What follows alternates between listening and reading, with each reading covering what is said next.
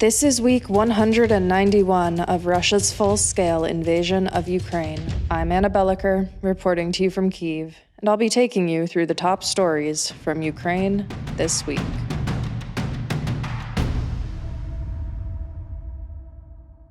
My phone's inbox has been full of messages from friends and colleagues asking the same questions almost every day this week. Do you have power? Is your water out? Did everything just cut out in your part of town? Is it back on yet? And on multiple mornings this week, there have been the harder questions. Are you okay? How loud was it for you? And why are there still incoming missiles at 8 a.m.? Early on Wednesday morning, just after U.S. President Donald Trump announced that he's shelving the idea of meeting with Russian President Vladimir Putin in Budapest, Russia launched a mass attack on Ukraine, killing 6 people and injuring over 40. The attack, which primarily targeted Kyiv and Zaporizhia in the hours before dawn, carried on into the morning when a particularly shocking act occurred. Russia struck a kindergarten in Kharkiv, where 48 children were sheltering. These strikes targeted densely populated residential areas of major cities, with no room to argue that Russia wasn't aiming for civilians. We actually visited the sites in both Kyiv and Kharkiv to show you the aftermath. Будемо сподіватися, що війна ця закінчиться швидше, і люди не будуть страждати, як ми сьогодні. The attack started overnight and lasted until 9 a.m. When the attack was over, city officials reported at least 21 people injured and 2 people killed here in Kyiv. Це була подружня пара, ми тут дуже давно вже живемо, і вони довго жили. Подружня пара, вони років, мабуть, 60. Дуже хороші люди, з ними ніколи ніяких питань не було. Вони постійно на вихідних з дітками гуляли, я так розумію, онуками. Привітні були. Many apartments here have shattered windows, some of them burned, and emergency services are working on site. Other cities, including Kharkiv and Zaporizhia, also came under attack, as well as Ukraine's energy infrastructure. Within 25 miles of the Russian border, Kharkiv, Ukraine's second largest city, finds its air alerts ringing out more or less constantly. Indeed, many of the sirens sound as though they themselves have lost their voices. This morning, however, 3 Shaheds flew over the center of the city and came down here in the neighborhood of Holodnyirsky, more directly into a daycare center. The center itself, fortunately, all the children were rescued. The cafe building immediately next to it found 6 injured. One of them ended up in the emergency room. So far, no deaths have been reported. You can still hear, about an hour after the actual strikes, the sound of cascades of glass coming down from the windows around where the blast took out everything. There's a burnt out shell of a car. Power lines are downed. There are about 150, I would estimate, emergency workers and police officers in the vicinity. And indeed, as we've been standing here, another air alert sounded, and indeed there's another Shahed heading to somewhere in the city.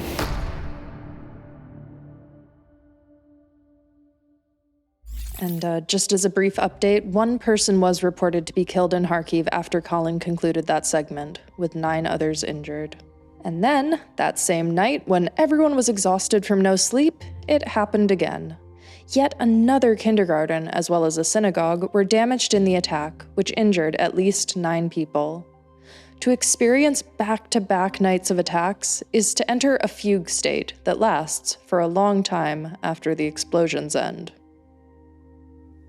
There were also back-to-back missile and drone attacks on Kyiv early on Saturday and Sunday mornings, which killed at least 5 people and injured over 40 more, including 7 children. As I alluded to earlier, there's another insidious consequence of these attacks: not having power or water as the temperature outside gets down to freezing.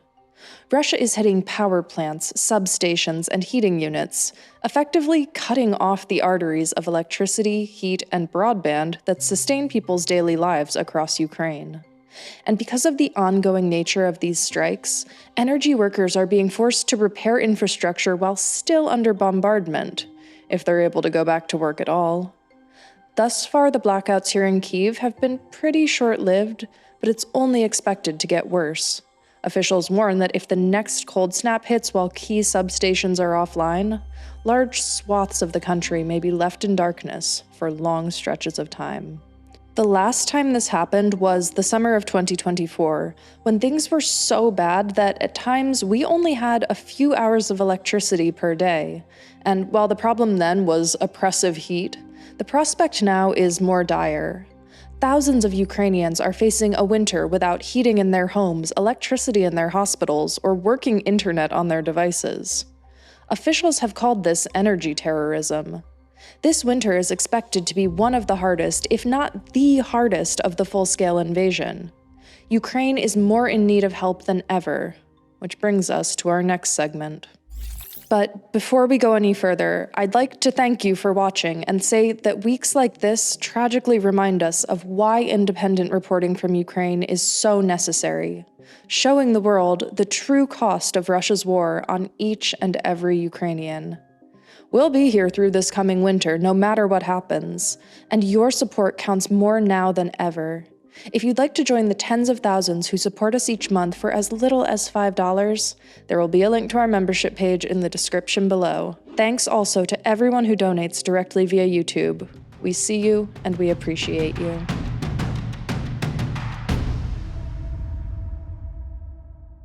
US President Donald Trump has imposed his first real consequences against Russia for its refusal to cooperate in peace negotiations, instating sanctions against two of the country's largest oil companies, Rosneft and Lukoil, and their subsidiaries, including Gazprom. This ruling means that any foreign financial institution that enables transactions with these companies will be cut off from the US dollar, a dilemma which will be faced not only by Russia's allies, but also by European banks that have continued to enable the import of Russian gas to Europe throughout the full-scale invasion.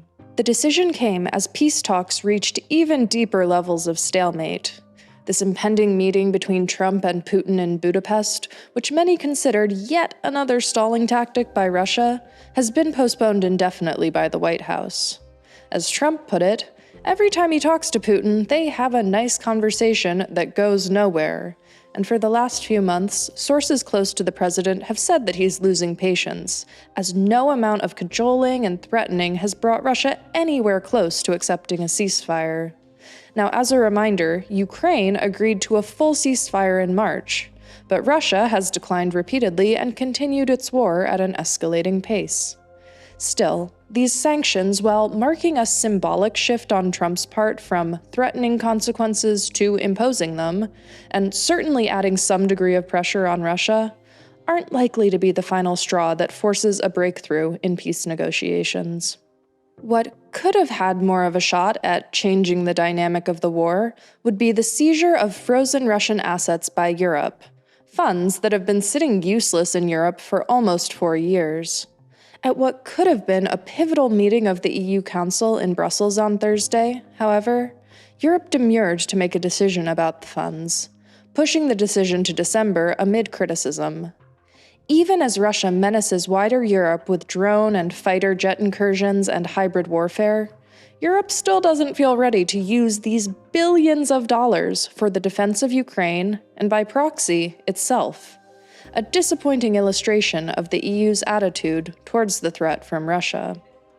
The main excuse that the EU gave for not lending Ukraine the discussed €140 billion loan backed by frozen Russian assets, currently held by the Euroclear clearinghouse, was that they need to hammer out all of the legalities first. These legalities include assuring that no countries will be held liable if Russia tries to reclaim the assets after the war, which is a particular concern of Belgium, where Euroclear is based. Belgium also insists that other countries harboring frozen Russian funds, including Luxembourg, Germany, France, Austria, and the UK, should seize them simultaneously, again in a show of hesitance to be seen as the sole spearheader and enabler of the move. There are also differing views on how Ukraine should use the assets if they're granted a loan based on them. France says that it should be allocated to buy European weapons, while other countries say Ukraine should be free to apply the funds wherever they need them on the battlefield. President Zelensky argued on Thursday for the frozen assets to take the form of a reparations loan, where Ukraine would not be required to repay the debt until Russia has made reparations to it after the war has ended. In this way, the return of Russia's assets hinges on Russia itself. In the here and now, it would be applied towards ending the war, without the legal quandary of what to do if Russia attempts to reclaim the funds after a ceasefire is reached. The bottom line is that there was great hope here in Ukraine in the days leading up to Thursday that this could be a symbolic breakthrough moment in European support for Ukraine. But instead, it fell flat. 140 billion euros worth of defense could change the way that Putin envisions the next few years going for Russia, moving the goalposts of attrition further back in ways that he can't afford. It would also demonstrate allied support from Europe that could discourage further aggression. After all, division and failure of member states to cooperate is the best thing for Moscow's plans to attack NATO. The legalities of the asset seizure and loan will be discussed in December, but even in a best-case scenario, these processes are taking far longer than Ukraine can afford. Thursday's meeting was a disappointment. As the full-scale war closes in on its fourth year, it was a signal that Europe still isn't ready to take more decisive action to ensure its own security. We are pleased to announce the Kyiv Independent's first ever live event in New York City, where members of the team will share stories from the life of a newsroom in times of war. The program will include personal accounts by our staff, visual storytelling, and a silent auction whose proceeds will go towards supporting the work of our War Crimes Unit. You can learn more and reserve a spot at the link in the description below.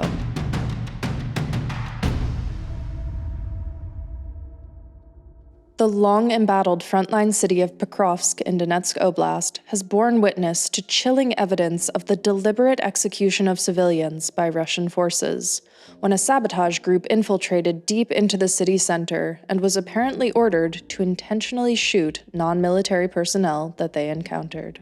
According to an audio intercept released by Ukraine's military intelligence, a field commander of Russia's 30th Separate Motorized Infantry Brigade issued a direct order to troops that had entered the city. Don't let anyone pass on the way. Anyone with large civilian bags, just fuck them up. Aerial footage released on Monday showed 3 civilian bodies captured on film. 1 woman on a bicycle and 2 men walking in the street, all gunned down without any indication of combat engagement. The fact that the Ukrainian military reported that they later eliminated the Russian saboteurs who committed the crime does little to detract from the horror of what took place. It goes without saying that the execution of civilians by ground troops is, by any international standards, a war crime. The Geneva Conventions explicitly forbid attacks directed against non-combatants. These murders occurred at close range, under direct orders, with no provocation that could qualify the victims as combatants. But as with so many instances of Russia blatantly committing war crimes, it's unclear exactly how international courts plan to respond and hold the perpetrators responsible. Conditions in Pokrovsk have deteriorated so severely in recent months that no evacuation crews or humanitarian organizations are able to enter the city, and at best, wounded civilians are moved by the military on a case-by-case basis. Ukrainian sources say that the Russians now hold significant ground in the southern suburbs, increasing the risk to the remaining local population of around 1,000 people. In a war marked by painful chapters of massacre and occupation by Russian forces, it's important not to let events like those of the last week become a part of a blur, names that are quickly forgotten by the international community. The murders in Pokrovsk are part of a systemic Russian military culture of brutality that adheres to no agreed-upon rules of engagement. And this is the war that Russia will bring beyond Ukraine's borders if it isn't stopped in its tracks. I'll quickly note that there are people working today to hold Russia accountable for its war crimes. The Kyiv Independent's War Crimes Investigation Unit has released a new documentary this week exposing Russia's vast system of indoctrination of Ukrainian children. using education and recreational programs in occupied territories as platforms to build Russia's future army. The documentary follows the victims of Russian occupation and shows the true cost of condemning swaths of Ukrainian land to the Kremlin's control. There's a link to that documentary in the description below.